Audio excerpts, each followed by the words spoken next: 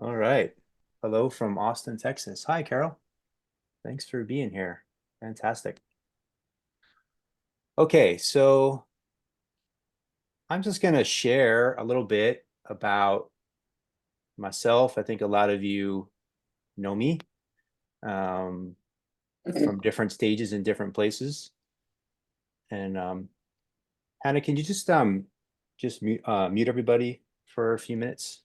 Absolutely. Yep. Yeah, thanks.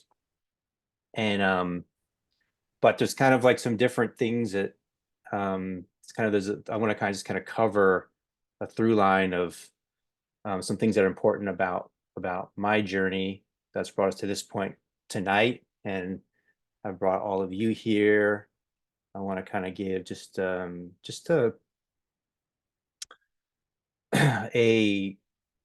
understanding of what the point is, what the intention is, what the purpose is of the group, and like everything I do, there's a co-creative component to it. So um, what happens, what transpires here, we'll be co-creating together. And I would say just to have, these are two things I found very valuable in my life: patience and commitment. So have patience together as this kind of like finds its way and what it is becoming and what it is, where it's going, and also stay committed to being patient in it. I mean, I think a good framework for me is 6 months. 6 months is a good amount of time for something to kind of like find its footing and find what it is. And um, that level of commitment, especially when you feel the passion inside yourself and you feel the inspiration and you feel that inner guidance, which we'll talk about more.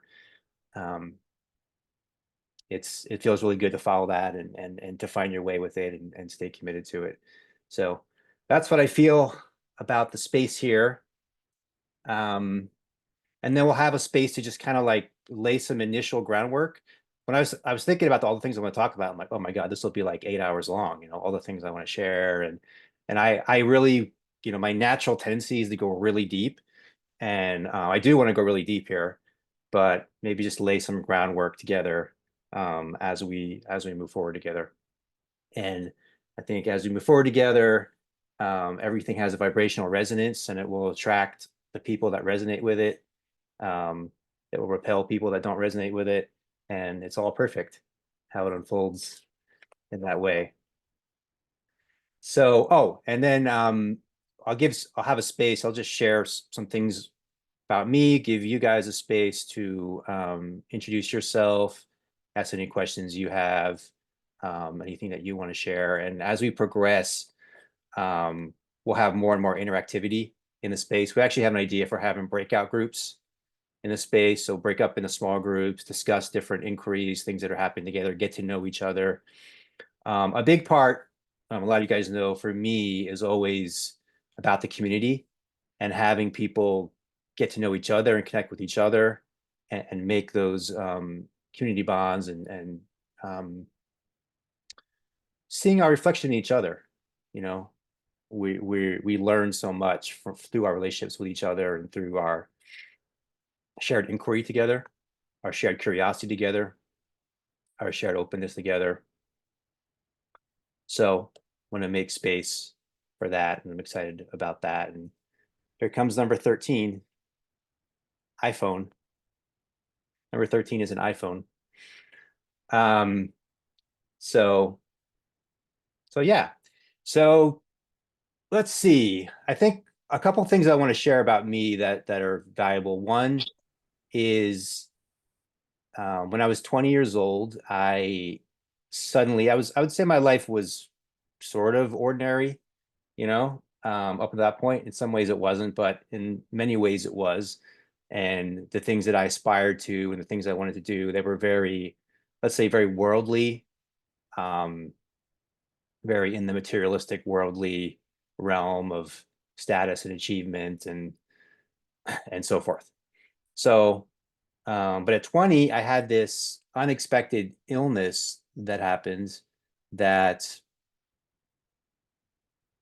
we just really was just called chronic fatigue syndrome. It was sort of like a catchphrase for, not really knowing what's happening, some sort of viral, bacterial, or whatever was the the diagnosis or the feeling. And I was going to different doctors and experts and so forth. And there wasn't really any clear sense that I could get from anybody what was really going on with me. And it wasn't getting better, it was getting worse. I ended up being bedridden for about 6 months. Speaking of 6 months, for about 6 months. And needless to say, it was pretty demoralizing. It just felt like my life was over. I was so young and had so much I wanted to do and wanted to aspire to, and it just seemed like it wasn't going to happen for me. And I didn't know if I would ever get better.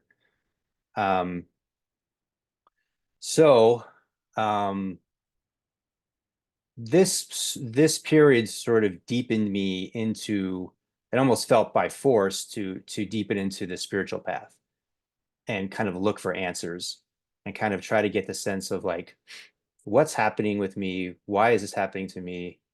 Why am I suffering? Why is there suffering at all? Is there a way to transcend suffering? And who am I and why am I here? And what is the purpose of all this? So I'm started asking these like really deep questions. And I kept asking these deep questions. And I didn't really have anything else to do. Like I said, I was bedridden. I couldn't work. I couldn't do anything. I would be kind of just like staring at the ceiling. This is kind of before, not kind of, it was before iPhones and cell phones and all this kind of stuff, right? So the thing that I had access to, I could get access to, was books and the library. So I started reading lots of books, whatever kind of books I get my hands on, and just like studying whatever I could study and asking different questions. One of the first things I really realized that kind of really opened me up in a new way was the mind-body connection. So this realization that the thoughts that you think, the feelings that you feel affect your body. This was like amazing to me. Something I didn't realize. And that realization kind of opened up this whole other world of like, okay, well, if that's true, then I'm going to start looking not just into the physical level for a cure. I'm going to look into the consciousness level. I'm going to look into what's happening in my consciousness that's making me have this chronic illness. And so I started looking in that level. And then these kind of like divine synchronicities started happening that were, like I'd hear a word and then that would lead me to this, and then that would lead me to this and that. And I started to learn how to like follow these synchronicities, so I remember hearing about yoga. This is before yoga, everybody knows what yoga is now, but at this time it wasn't as well known. People sort of still had this idea of like, oh, that's weird or something. What's that? I don't really know what that is. Um, so I kept hearing this word yoga like everywhere I was going. And I think this is like for me. I think this is something I'm supposed to explore. I kept hearing this kind of like guidance. So I found a yoga studio. I went to the yoga studio and I went to the yoga studio for a class. And showed up for the class and nobody's there but me. And the teacher's like, wow, this is so weird. This has never happened before. All the years I've been teaching, it's really weird that no one else showed up. She's like, well, I guess you get like your own private session of yoga. And I'm like, okay, great.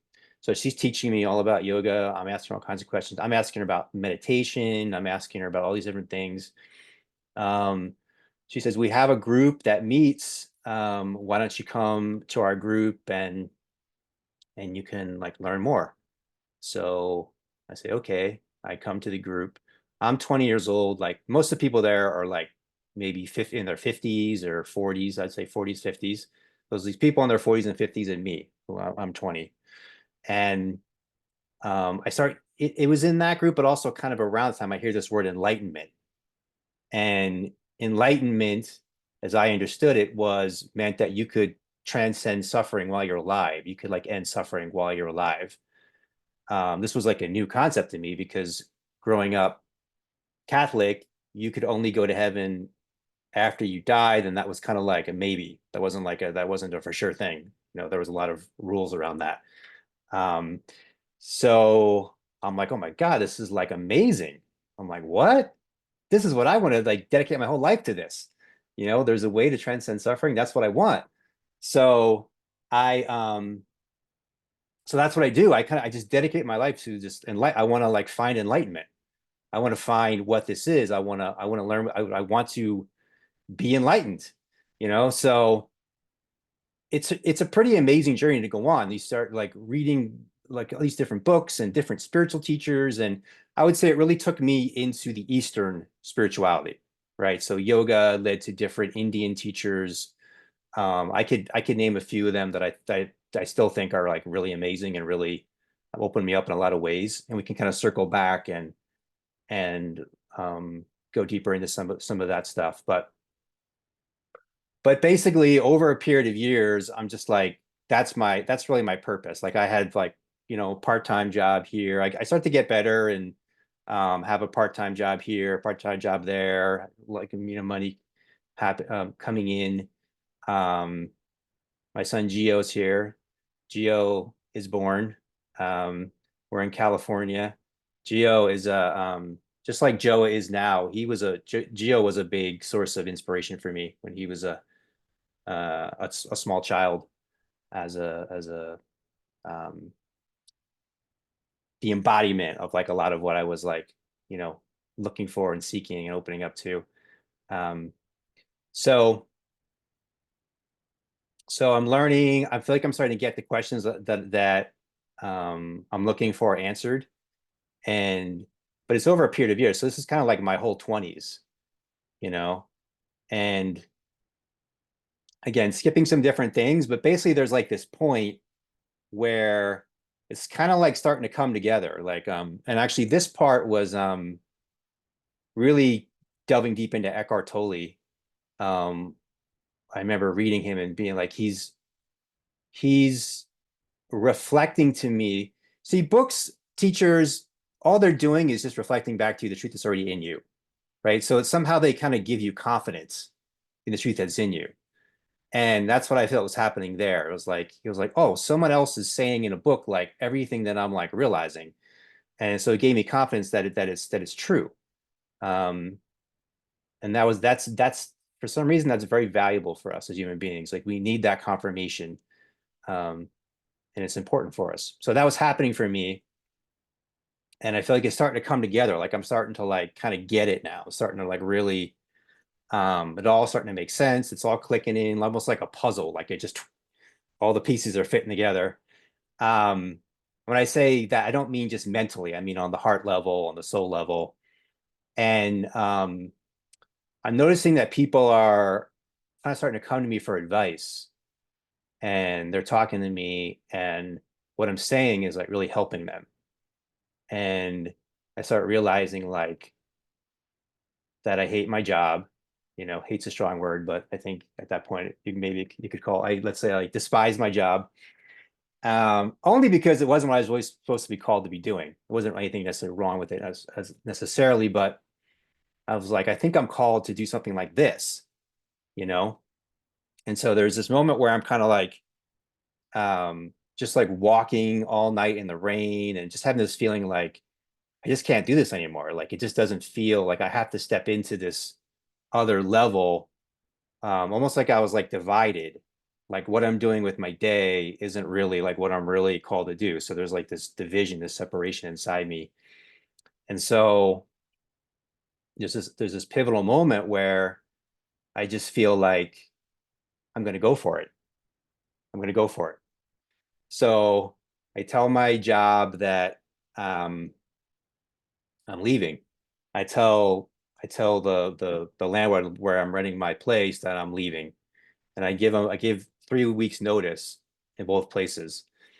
Don't have that much money, but have like just this very small amount of savings, and I I'm like, what do I call this thing that I'm gonna do? And I start like searching online, and it's like it's like a life coach.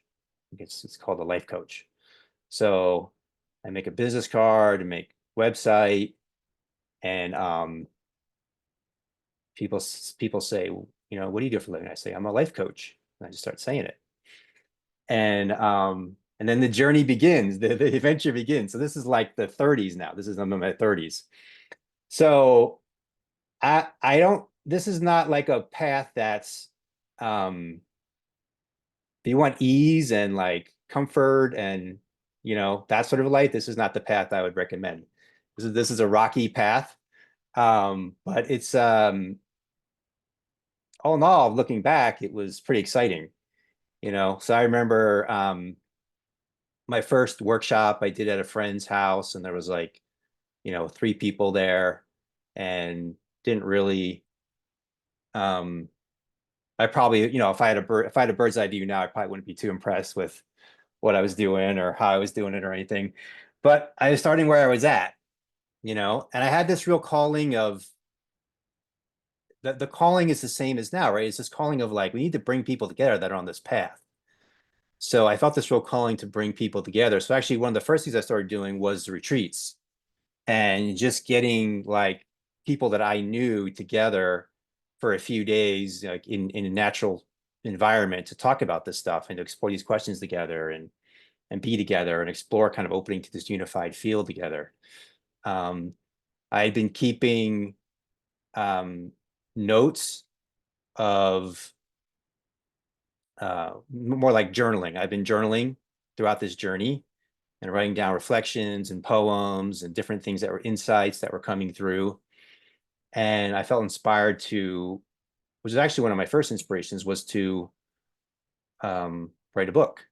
So I started compiling these into a book, and that book became The Big Glow. And The Big Glow was like realizing the light within yourself. And around that same time, there was a piece from that book called Love is the New Religion. And that went viral, as they say. And that created a lot of people contacting me from like different parts of the world, and people translating it into different language, people making their own videos about it, making songs with it. Got invited on a lot of different podcasts. Um, a lot happened through that particular piece, through the book itself, and started. Then the personal coaching was happening, um, and over time, like it becomes this thing that's self-sustainable, and people recognize that you're helping them and you're making a positive difference in their life, and they tell somebody else that they recommend you to somebody else, and they recommend you to somebody else, and they recommend you to somebody else, and that's how it goes, you know. And I think being genuine and really wanting to make a difference in people's lives, I think, is really key. I think when people that are just out for themselves and thinking about their own self and how they can, glorify themselves, I don't think it works in a sustainable way anyway. So then let's move up to that's the 30s. Then let's move up into the 40s. Um, and let's skip ahead to like the past, like last like a couple years from now. I'll go more into this in detail in the future, but I just want to like kind of touch on it for the moment. So I've had these different teachers in India, different teachers, Eckhart Tolle, a lot of different stuff, kind of integral stuff that integrates different things, mind body stuff. Um, I explored like the Tantra world. I explored a lot of different things. Pretty much, I was very curious person, so I was exploring like pretty much whatever I was curious about, and kind of just expanding and opening to so many different things. And then this really amazing, unexpected thing happens that brings me back to the first teacher I'd ever heard of that um, was Jesus. And it was this really amazing encounter. And basically, it was like, if I could put it in words, it was something like, you've explored all these different things and you've explored these different um, paths and um, ways of modalities, and now you're ready for me. And I was like, whoa. And then And then the second part of it was what people have been, the way people have been using my name and the way they've been saying things about me has created a lot of distortion that is not really what I want to say at all. It's not really what my message is or the transmission is. And I would like you to help clarify that and clear the distortion. And so it's taken me like really like a couple years to really, I mean, I've been doing a little ways. Some of you guys, I've had these conversations with you, but um, but yeah, I feel ready to kind of to to to listen and tune in to that. It's almost like a channeling, right? You become like a clear, you quiet your mind, you open your heart, you listen, you're tuning into a certain frequency that is from the source, and then you can share um, that as your own unique expression, as your own unique personality that's you. And it's a beautiful thing. It's really up leveled my life in so many ways. This connection. So some of the things that happened after that are marrying Annie Marie, which is definitely one of the best decisions of my life. Moving out into the country, another great decision in my life. The birth of baby Joa, another great decision in my life. And the birth of the circle, another great decision in my life. Um, so yeah, that kind of brings us up to the present moment and where we are now. And I was talking to some of the guys before we started. I think it was Jacob, and I said, "What are you excited about tonight?" He's basically said like, "I'm excited to see what happens." And it's like that is the excitement of life, is just seeing what happens and just being available for the adventure and um, being a conduit, being a conduit, being a vessel for the love that wants to flow through us, which we'll talk about more about that in a moment. Let me introduce just some of the people that are here tonight that have been helping to make this happen, um, and I've been in conversation about this with. So one is Jacob. Jacob's been a client of mine for something like 5 years, and been a part of the Men's Mastermind group, been a part of a lot of our breathwork journeys and retreats, and um, really is, I think, inspired and lit up by what we're doing here. He's really transformed his life. Oh, very important. This is very important. Um, to me, this needs to be practical and tangible, and it needs to be something that is makes a positive difference in your life. This is the most important thing. Um, there's this term spiritual bypassing, and a lot of times you get in these kind of like new age um, things, and it's sort of a way to kind of like avoid your life, to kind of like, you know, let me like get lost in some fantasies that make me not have to look at like what a mess my life is, and that's not something that I want to be supporting or encouraging people to engage in. I want something that makes you face your life and makes you make positive changes in your life and make a positive difference in your life. To me, that's real spirituality. And it's the emergence, it's the connection of the physical and the spiritual together, them kind of being together and being one and not being two separate things. So kind of the embodiment, our call to be the embodiment of the divine together, and that expresses itself in our relationships, that expresses itself in the way we treat people, in the dynamics in our relationships, in our family, in our friendships, in our workplace, how we treat our body. This is something that we've talked about. This question comes up in some of it's like, you go to like well, I'll just say that like a lot of people that are religious on a spiritual path are very unhealthy, and it's obvious, by looking at them. And the body is a temple, you know, and I think we do have a responsibility to take care of our bodies. Now, we all have different kinds of bodies, right? We're not all supposed to look the same. We don't need to be some kind of like He-Man or Wonder Woman or something, but just basic care of like being mindful of what you're eating, you know, being mindful of giving your body proper rest and proper exercise. So it's not a vanity thing. It's more just like a life force and a vitality thing, right? So the physical component, um, our work, but our work is an expression. Our purpose is an expression, or what we're doing with ourselves, what we're doing in our day is an expression. So everything is kind of like congruent and aligned.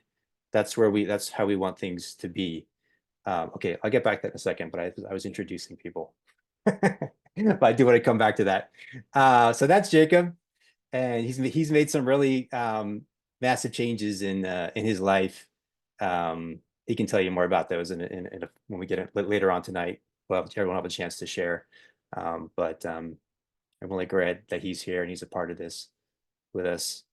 Um, I see my son Gio here. Gio's a super bright, smart, intelligent guy. We've had a lot of great adventures together, and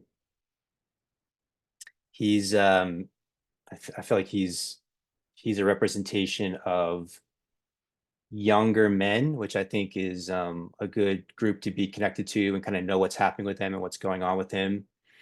So I'm really glad he's here. Likewise, we have Hannah with us, who is connected to the younger women, which I think is also awesome and amazing. And she's someone that I've been working with, and she's been a lot of support and help in this space. So I'm grateful that she is here with us. I see Robin in the middle of my screen. Robin's been a part of a lot of the different, both online and in-person groups. And she's like, when are you going to do a new group? When are you going to do a new group? And I'm like, it's coming. That's the thing for me, is like, there's something about me that it's almost like slow and steady wins the race. So sometimes things are like, they move at a slow pace, um, but they happen, and they happen in a way I think that's pretty powerful if we just like, you know, accept the steps and accept the process, and um, not looking for the fast food, you know, slow cooked organic food. So yeah, great to have Robin here with us. Will, Will's the life of the party. He's someone that I think really gets a lot of he gets what I want to be sharing here better than most anybody else. He and I have had a lot of hours and hours of conversations about these topics over the years, and I've been telling him that I want him to be here and just kind of help to facilitate these conversations. So I'm really grateful that he's here as well. Finally, we have Annie, who represents the divine feminine, and super grateful for her presence in my life and her presence here. And he's my wife, by the way, if anybody doesn't know that. And then we have the young prince, Joa Lee, 4 months old. He represents the beginner's mind, the Zen mind, the innocence consciousness. So he's an example that can inspire all of us of what we are stepping into. So yeah, and grateful for all of you. I mean, I could go through every single person here. I see Jackie's here and Brian and Jeff, and I can't actually see everybody right now, but grateful for everybody that's here. Grateful for the people that I'll be getting to know. Um, look forward to that. Love having new people here, and just feel free to invite anybody to join us, to come in and be with us. And it's really just grassroots, as they say. You know, we're not paying for any advertising or anything like that. Just sharing the word and just the right people that feel resonant to come together. Okay, so I was saying to be practical, like this to be practical and to be tangible. and that feels like that's the most important thing. And the practicality and the tangibility is to transcend suffering. I think that's really the intention of what we're here, exploring how you as an individual, and then you're a reflection of the collective, right? So how you can transcend suffering. And then if you can transcend suffering, which is not, that's rare, it's very rare, right? But if you can transcend suffering or be moving in that right direction, then you inspire other people to do the same. This is something that I've definitely, for example, I've seen with Jacob, and you and I reflected upon this yesterday. He's been transcending, let's say he's been coming into a space of greater happiness and peace and inner freedom and so forth. And people are noticing that. And now I don't want to make it sound like everybody's going to like you and love you, as this happens. If you look historically at different characters, like it doesn't work like that. But the right people will be inspired, and they will want to learn from you, and they will want to ask questions, and they will be interested in how they can um, step into what you stepped into. So we have some of the people I mentioned that are aspiring coaches and aspiring mentors and teachers, and yeah, the more that you step into this vibrational resonance, then the more you naturally attract people that can feel that vibration inside yourself. So transcending suffering to me is the intention, and exploring how we do that together and how we do that individually. And the way to do that, or the way that aligns with this, is, with everything I do, I'm always interested in the truth. What is the truth? Even how do you define the truth is an interesting thing. Where I was talking about that with Jeff last night. But the truth goes with suffering, because when you're living in the truth, Jesus said the truth will set you free, right? So when you're living in the truth, that's how you transcend suffering. When you're living in the truth, it's like you're stepping out of the suffering. You're into this vibration that doesn't have the suffering from living a life that's out of alignment. Um, so the truth is natural law, right? God's the creator, then God created nature, God created the natural law. God's will is natural law is God's will. So it's like you're living the way you're supposed to live. You're living the way you're designed to live, and then you transcend suffering. And if you don't live the way you're designed to live, or you're trying to resist that, or trying to fight that, or you don't understand it, or you can't see it, or you're not aware of it, then there's suffering. And the suffering is there just to kind of point us in the right direction, to point us, to alert us that we're going the wrong direction, and to point us in the right direction. I actually thought of a great example tonight. If you like, we all have a body, right? And if you move your body in the wrong way, it hurts. If I would try to bend my elbow backwards or something, or maybe let's say somebody twists my elbow, I'm like, it hurts, stop. It's because it's going the wrong, it's not supposed to go that way. And this is like our lives. Like we're trying to bend the wrong way, we're trying to go the wrong direction, and it hurts really bad. you know um and we'll project out and blame other people and the circumstance and the situation, but it's just really simple. It's just we're just going the wrong way. And it's not a mean thing, or someone's trying to punish us or hurt us. It's actually like a like a form of kindness. It's like trying to alert you of the direction to go that is aligned with the way we're designed and the way we're created, and not to deviate from that. So these are some of the things that have even sunk in more deeply with me in the last few years, that are really powerful realizations, and I'm excited to delve into them more deeply. I think I understand on a surface level, but can you go a bit deeper on the difference between spiritual bypassing and transcending suffering? Spiritual bypassing is like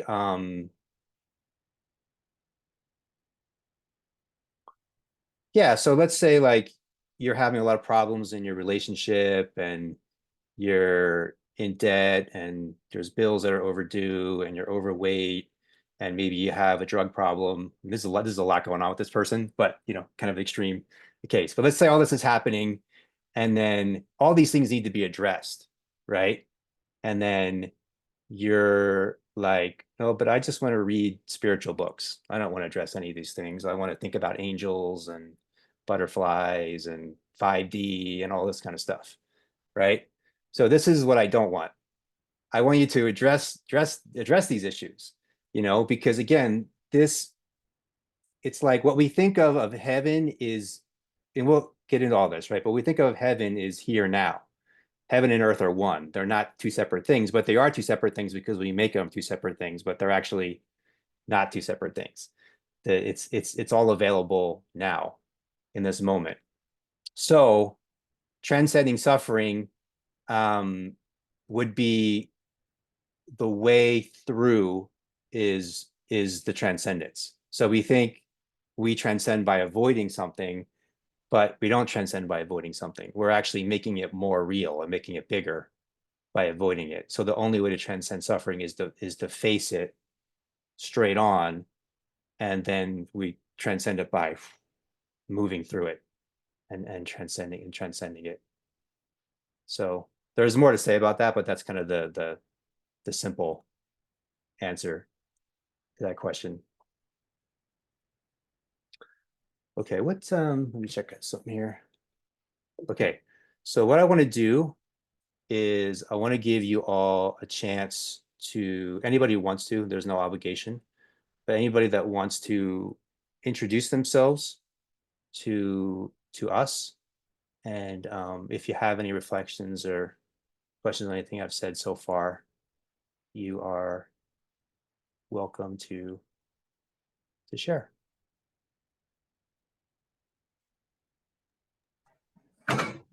I'm Robin. Hi, Robin.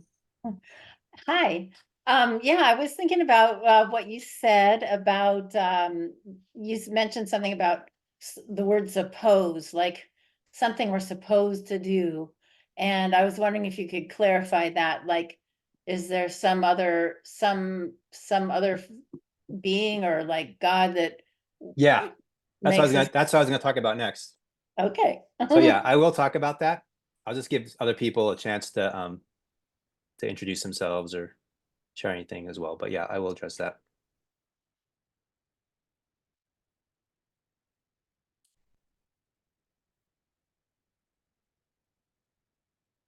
Well, I am Jacob, and I am full of gratitude to be here with all you guys. I think gratitude has been a really transformative um, experience for me in going through my journey and actually just first realizing where I was at um, and realizing that there was light within me and realizing that I could intentionally choose a different life and create a better life for myself and become more um, and I was in a really dark place, and coming out of that um, has really formed a sense of gratitude in me um, that's beyond most things that I experience. And um, also I think having a safe space like this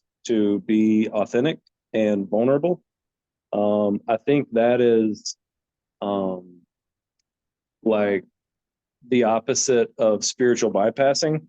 And maybe all the time people don't have a comfortable place or people that support them or they don't feel loved or able to be authentic and vulnerable. But for me, in my experience, a lot of huge transformations started taking place when I had, like Brian, is where it started out for me. It's just somebody who loved me and supported me, even though I didn't feel worthy of that within myself.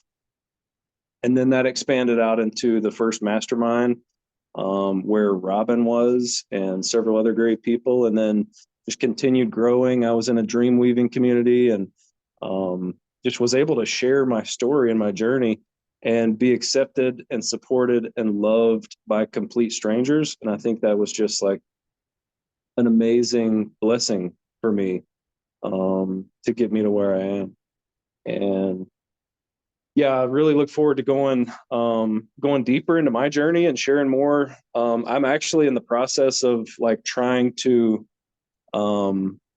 like travel back in time and like document where all these huge shifts and transformations took place, because 5 years ago, I was just totally different. Nobody here would recognize me by the words that I'm saying or the look that I have physically, spiritually, emotionally, like everything has just totally changed. And I'm excited about sharing that more and more with anybody who's willing to listen and needs help and wants help. And gratitude for Brian for facilitating this. And yeah, I look forward to the future and exploring and seeing what this is going to become.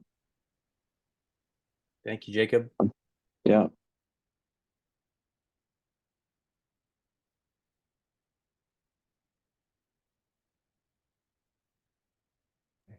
Hey, you guys, I'll introduce myself. Mute, unmute. Yeah, I hear you. Okay.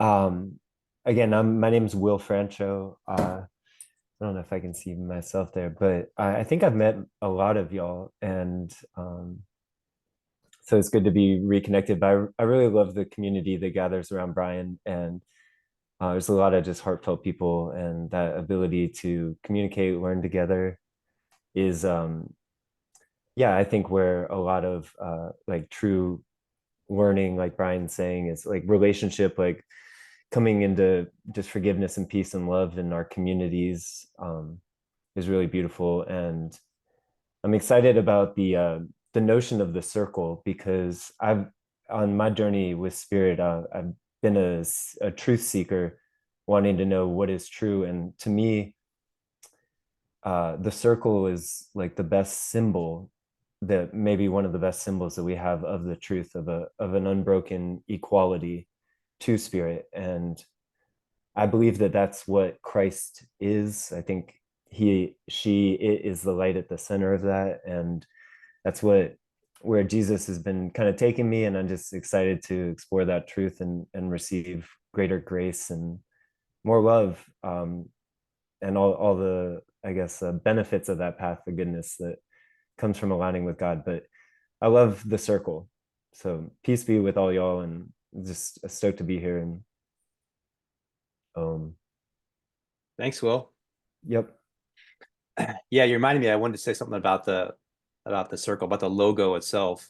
So it's like this little ring of fire with a fire in the middle. And when I would start doing these events and workshops and retreats, and I used to call them satsangs, which is a term from the East, which means something like a gathering of truth. I think it translates or something like that in Sanskrit. We'd always be in a circle, and there is something powerful about the circle.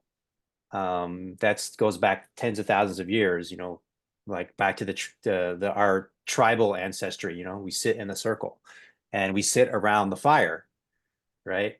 So I want you to imagine and envision when we come together on Thursday nights that we're sitting around the fire, in a circle, and we're in that circle together around the fire. So that's one component of it. And then the fire itself is historically a symbol of great illumination, great awakening, the heart opening up on fire. Pentecost in the Christian tradition, the illumination of the fire above. Christ has the heart fire, and there's the fire in different kinds of mystical poetry throughout all different kinds of traditions, Rumi, so forth.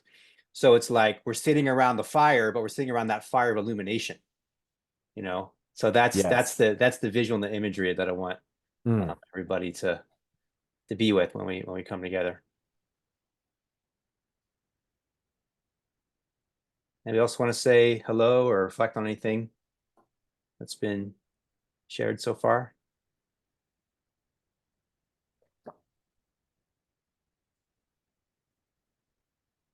Well, I didn't really introduce myself, so I will say I'm Robin. And I was back in California when I first found Brian through that video he talked about. A friend sent it to me. I still don't know who it was. But then I thought, oh, I really like the way this guy thinks. And I looked him up on Facebook and there he was. And so I started following him on Facebook. And then he started that group called The Secret Glow. And I joined in that because my partner, he loves almost all the same spirituality as I do, but he has a shorter attention span for talking about it.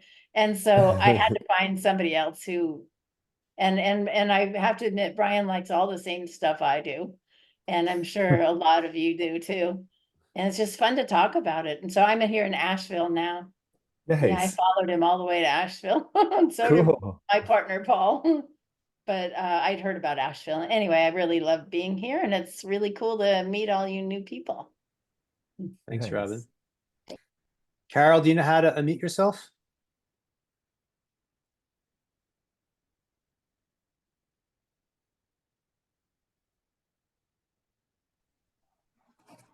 It took a second because I was carrying stuff around. Hi, my Hi. name is Carol, and I live in Austin, Texas. And I actually found Brian through like a Freedom Cell group and some friends that I have in Freedom Cell that live in Carolina or North Carolina. I did not know, Brian, that you had a chronic illness that you recovered from. That is phenomenal. And I want to meet people who have found the pathway through physical healing. A condition was named 26, almost 27 years ago, rheumatoid arthritis. And I have exceeded all expectations of the medical world, and I no longer seek allopathic medicine to help manage symptoms. However, I haven't completely made it through the canal of healing. It's almost like a birth process. So I like to think of it as a canal. I'm a licensed therapist. I specialize in psychedelic psychotherapy. So I'm really interested in the spiritual aspect of life. I always, like today, I was with a client and she was having a religious experience. Like there's no other way to describe what she was experiencing. And so I've really been seeking a community that of seekers who are growth minded. So whenever I saw that this was a possibility, I got really excited. And I too have started a church. It's called the Divine Spark Foundation. And I have a small little group of people that we meet periodically. We were doing monthly. So I'm hoping coming together in this group, I can expand so that I can hold more and people will come to me for the way that I interpret the word. So thank you all for coming together and I'm excited to be here. Thank you, Carol. Thank you. I'm trying to unmute myself now. Brian, is it okay if I go a little deeper into where I was at 5 years ago? Let me just see if anybody else who hasn't shared wants Okay. to share. Is there anybody else who hasn't shared that wants to share? I guess I should introduce myself. Brian, this is my first encounter with actually with one of your meetings. And you're a Facebook friend, and I keep getting little invitations to attend this or to attend that, and I always wish that I could. but for one reason or another, I've been unable to up till now, and I'm so happy that we have Zoom because we can be absolutely anywhere and connect. Right. And so I'm here on a little exploratory mission, exploring meetings of mind, and I'm looking forward to the journey. Beautiful. Thank you. Thank you, Eve.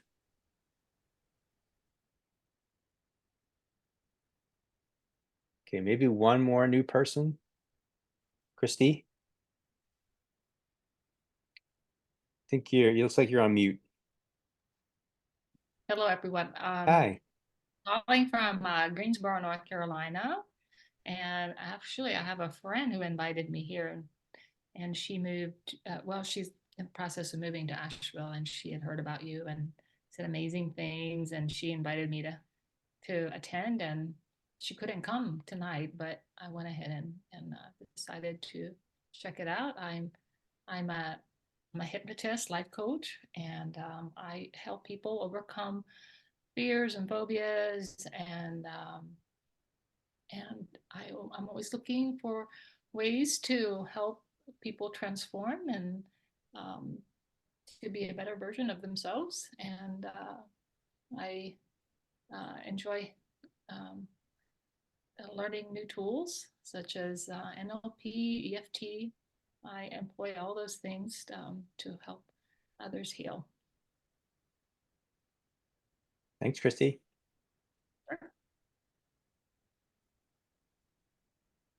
Okay, Jacob, you want to share for a couple minutes? Yeah, that'd be great. So Carol, you were sharing that you were diagnosed with rheumatoid arthritis. So I was and that's like speaking of the physical, and I was diagnosed with lupus at one point. But I was actually struggling with almost a decades long addiction and dependency. I was on 160 milligrams of methadone. When something was like calling me out of that, I knew that's not where I was supposed to be, but I, at the same time, understood that I needed to be there to learn lessons and get the experience. And I knew that it wouldn't last forever. And then as I was feeling something pulling me out of that, I caught a podcast Brian did with a group that I was in on Facebook, and immediately connected with what he was saying. And he shared at the end, you know, if this resonates with you and you feel like I can help you, just reach out. And so over the course of like 2 or 3 months, I finally got in to see him. But anyways, being in the addiction where I was at, just suffering, I was in such a miserable place for like 2.5 years, physically in my body from the medication, what it was doing to my body. I was wishing for death and felt like I was dying. I would wake up every morning puking and just throwing up, wasn't able to process my food. And this was just like a never ending, I thought it was never going to end, very similar to Brian's. And I stayed there for such a long time. And anyway, started working with Brian and realizing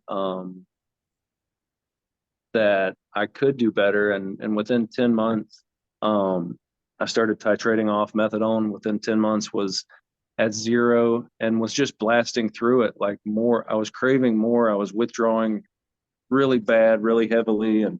But my mind was clearing up. My body was clearing up. I was able to focus and like see down the road, like where I was going and where I wanted to be and where I needed to be.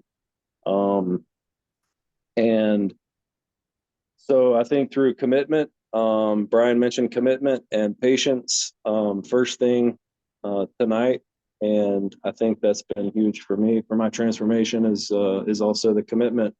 And yeah, just wow. Gratitude, grateful to be here. And we have so much power, like all of us, and illuminating that power within myself and other people, and just realizing that within myself feels really good. So I'm excited to be here and look forward to more of it. Thanks, Jacob. Yeah. Like a constellation of stars, Together we shine brighter. It's one of my, it's in my book somewhere. Yeah, thanks everybody for sharing. Appreciate everybody who shared. Appreciate everybody for being here. I'm going to go into Robin's question here. There's something I planned on as a starting point. So there's so much to go into, and we'll go into it deeper and different aspects of it in the coming weeks. I'm excited to share. I just want to share something kind of like foundational tonight that will kind of be the set point for what we go into in weeks to come. So when I was on this journey, I was in kind of drawing inspiration from Eastern sources of spirituality and other sources too, a variety of different sources, some stuff from a variety of different sources. But there was kind of this, in the East, they use terms like the void. They use terms like, this is kind of more Buddhist, like, but the nothingness, the void, the emptiness. When you kind of go beyond the mind, there is this sense of like, it's beyond conceptualization. So there is this kind of sense of like, it is a nothingness in the sense of like, there is no thing. There's no more things. And what I came to realize is that there's something beyond that. And that which is beyond that makes all the difference. And it's not something that's you can conceptualize. It's not something that is a thing. It's not something that has a form or an image. It's not a man. It's not a woman. But it is God. And there is this incredible realization that God is real. God is real. And one of the questions that I've been asking people the last few months, this question that I love, which is the heart. This is the essential question. And the question is, I'd almost say, write this question down, right? Almost like a mantra. Is there a loving presence at the heart of creation? To me, that's probably for sure one of the most essential questions you could possibly ask, right? Is there a loving presence at the heart of creation? Because if there's not, you're screwed. This is a horrible place to be, And if you are, this is the most amazing, wonderful place to be. So it's kind of like the key question. And what I realized is like the answer is yes, there is a loving presence at the heart of creation. And you can call it different things. There's no reason to argue about the terminology, but with the lineage that I feel like I'm in, I generally usually call it God. And there's something powerful in that, there's something incredibly powerful in that realization. In fact, in the Bible, there's a sentence. It's in the letters from Paul, and the sentence is 3 words, and it says, "God is love." And it's like probably the best definition that you could have. If you had to put it in words, that would probably be the best definition. It's, God is love. Can you see love? Kind of, but not really. Can you touch love? Kind of, but not really. Can you smell love? Kind of, but not really. Kind of, but not really, because yes and no. Yes, God is immanent in all things. The love is immanent in all things, but it also transcends all things. If everything disappeared, that love still remains. Whatever is happening, that love still remains. So it's like this unconditional presence. It's a presence that is ever present, the ever present love that transcends all that comes and goes. And this ever present love made you, and made me and made everyone, and made everything. and also was never made at all and never will be made. And so it's like the created and the uncreated. And so it's like, it's transcendent. This is the transcendent component. And so with this realization, this is where it comes down to, like, if you're not living in alignment with that truth, that's where the suffering comes in. You know, if you forget that you're the embodiment of this love, then there's suffering. If you forget that the other person is the embodiment of that love and you try to hurt them, you cause suffering in both of you. You know, if you think that you're not being guided and protected at all times and you forget, then there's suffering. You know, if you feel like you're disconnected from that love, there's suffering, right? So it's just, and the suffering is because you're not living in alignment with the truth. That's why they're suffering. So that's the key thing to get, is like, again, it's people get this idea of like, oh, God's so mean, or God's trying to punish you, or God's getting vengeance, or God's getting revenge. It's nothing to do with any of that. It's just like there's just a way, that's the truth, and then live in accordance with that way, learn to live in accordance with that way. And by the way, that way is, there's definitely themes that are the same for each of us, but also it's unique to each of us. So it's not always possible for someone else to like tell us what that is. Like I said, there's general kind of, don't kill people. There's some obvious things, but then there's some kind of nuanced, subtle stuff that you got to really listen. And this is where what we could call prayer comes in. You know, like, what is the right thing for me to do right now? You know, what is the right direction to go right now? What is the right decision to make right now? And the good thing is, if you make the wrong decision, then it's okay. You just learn and you make the right decision. It's not that big of a deal ultimately. Like, one of the things, you know, we've been talking about, we're kind of looking at some of these words, like the root of sin is to miss the mark. You know, almost like if you had an arrow and you're shooting at the you're shooting and you miss the bullseye. It's okay, just shoot again. You know, just keep shooting until you hit it. You know, it doesn't have to be a thing where there's all this, like, excess energy around feeling bad about yourself, or self-loathing, or self-hatred, or anything. It's just we're learning, we're it's like we're in a school. And so we're learning how to hit the mark, and it's okay if we, it's fine. I think it's actually, we're designed to be learning. And if we miss it sometimes, then we learn, and we hit it, and then we go on to the a more challenging level where it's even harder to hit the mark, right? It just keeps going like that. But there's kind of like this underlying piece underneath, what's arising in this world. There's this underlying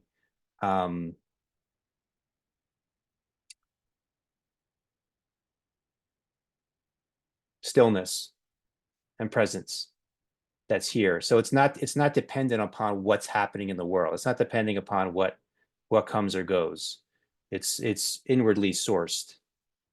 So it's like the love is present now. It's like God loves you now, no matter what you've done or haven't done. And like, to realize that, and like, and then to remember it, and not to forget it, and to help each other to remember. I think that's what, in the highest calling, that's what a church would be. It would be helping each other to remember that God loves us no matter what. And that we're called to be expressions of that love in the world. And then we can get into, I think we'll save this for another time. We can get into, well, what does love look like, right? It doesn't always mean being like nice and soft and gentle. It certainly can look like that, but it can look a number of different ways. But I think love is always, love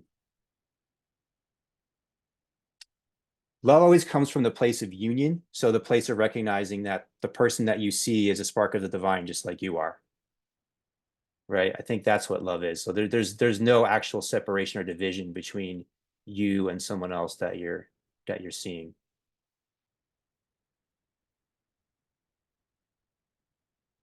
Anybody have any reflections or questions on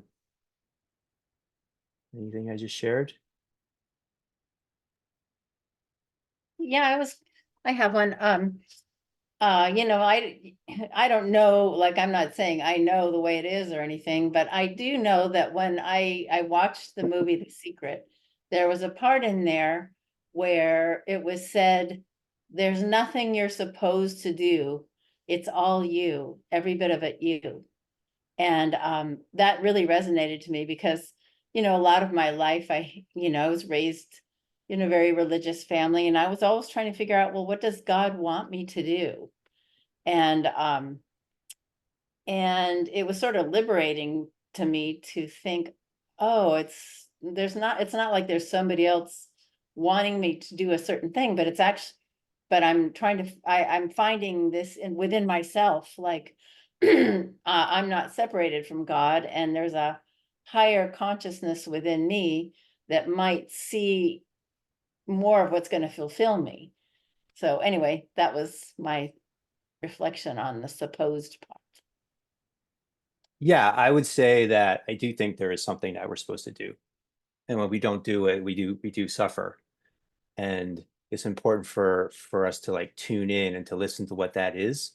And it's not about us. Like this is something that I definitely like had to learn. And I would say the learning is not over, right? But it's not really about me.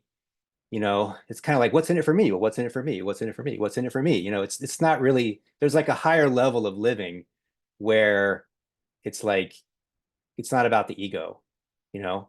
It's kind of like, what's in it for the whole? What's in it for the universe? And you can't really comprehend that even with your mind. You don't really, but you can feel it. There's like a feeling in the heart of like, if you listen, like it guides you. And then in that, there's definitely some kind of like I don't know what you'd even call it, like this like spiritual fulfillment, but it's like beyond, because like the secret is like, I want a diamond ring, now I manifested it. I want a car, now I manifested it. Now I want this, now I manifested it. It's almost like a child's idea of spirituality, you know and there's a more mature level of spirituality where it's like it's not about getting things for yourself. It's more like a giving to the world, and in giving to the world, you're living the way you're supposed to live. So it feels amazing, but there's a different like quality to it. So yeah. Anybody else want to share anything?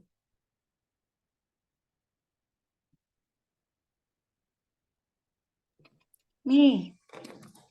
I'm back. Hi, Carol. Hi. So I was just talking to my client today who had been really, really depressed and felt so much better once she had the memory that God exists Mm-hmm. and the oneness feeling. Mm-hmm. And I've really been watching our human family and tracking myself.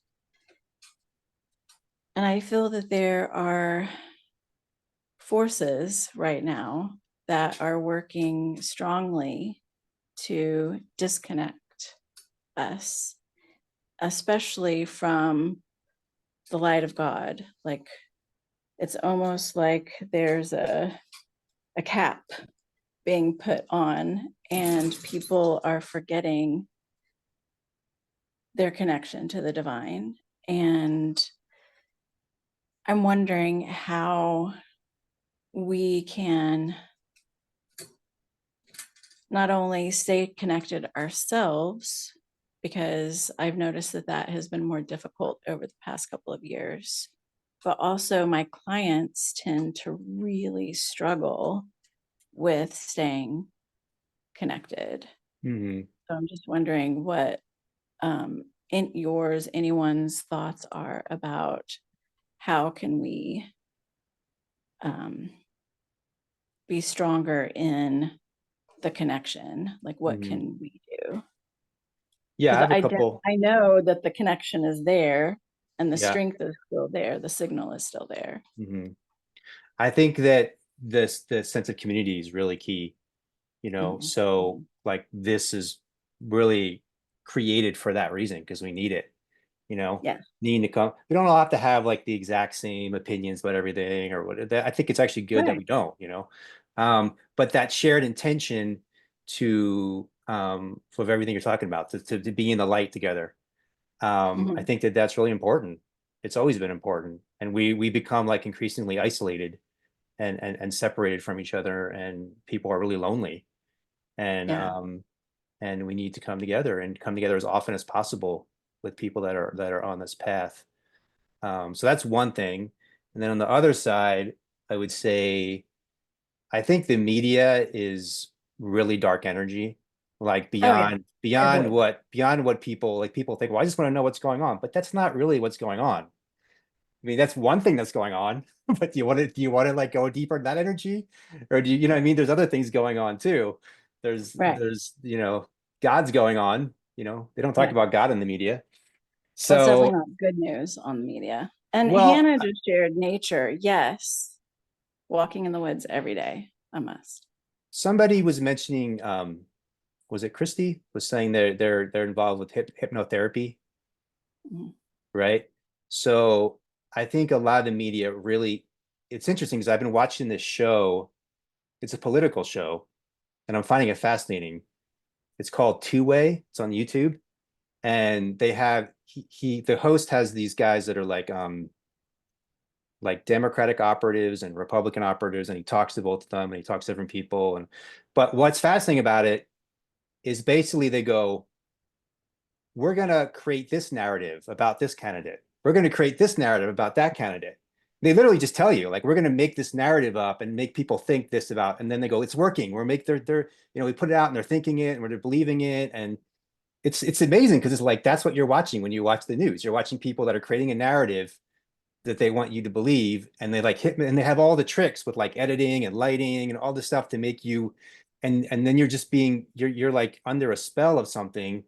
And you know, big pharma does it, the military industrial complex does it, you know, all these different, they all have these ways of just um getting you to believe things and being controlled. And so anyway, the point is like we only have so much bandwidth in these bodies, and to be able to use them to be focused on the community of light and love and uh God's guidance and community of people that are on that path is where you want to put your attention and your intention. And one last thing, which is that a lot of people have been saying that to me, that there's a lot of dark energy right now. People even say there's demonic energies happening right now.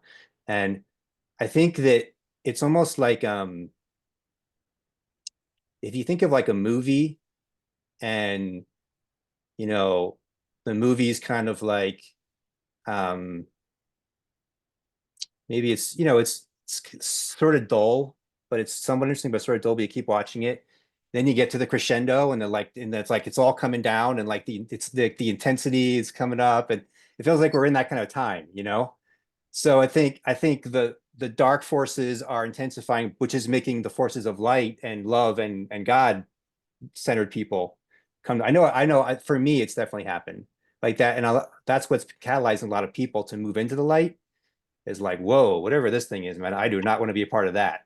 And it makes them like go into the light, you know, more. So it's like, it's not necessarily a bad thing. I think it could be a catalyst for our awakening, is the point. Okay. 100%. Thank you. Yeah. Well, Wilson, did you want to talk? Wag the dog. Let me look at some of these.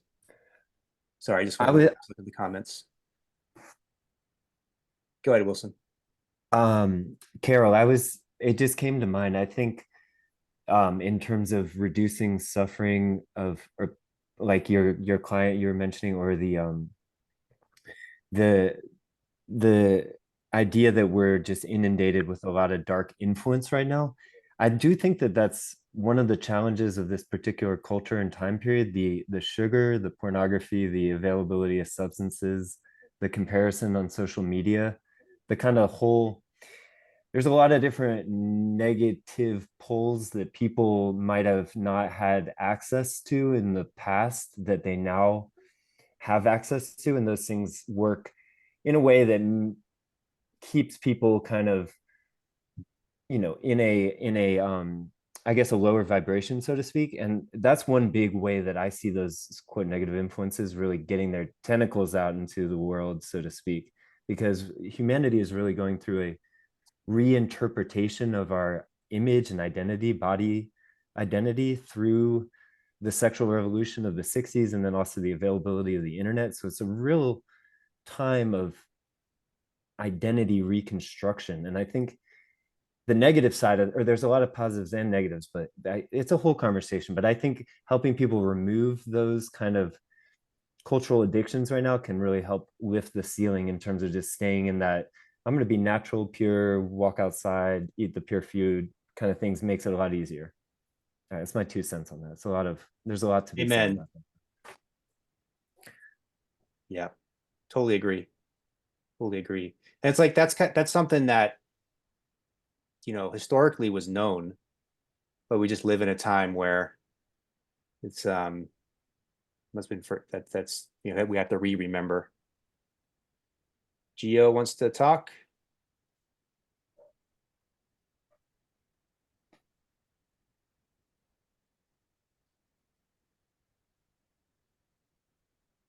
Are you there, G? Hannah, you know how to help him to? It looks like he's unmuted, but we can't Yeah. hear you, Gio. I don't know if it's an audio. Can you say issue. something? Let me try to mute you and unmute you again. 1 second.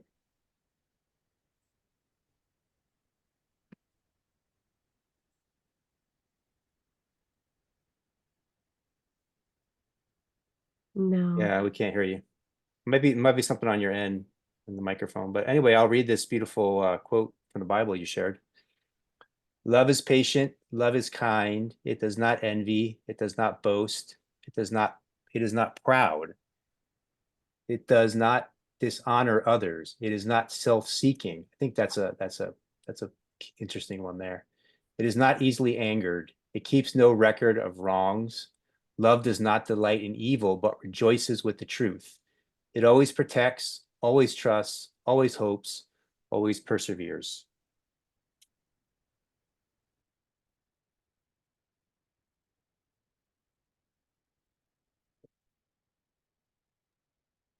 Those, by the way, are lyrics to a song that a choir that I was once in used to sing. It's very beautiful if you find the music that goes with it too. Beautiful, thank you. Well, Gio, maybe you can just transmit telepathically to us your brilliance. Okay, I think we'll start to wind it down. This is great, and I think we'll be going, deeper and deeper together. You're welcome to bring other people into the space to join us. I just felt like there's something that's been lacking, like the kind of traditional church.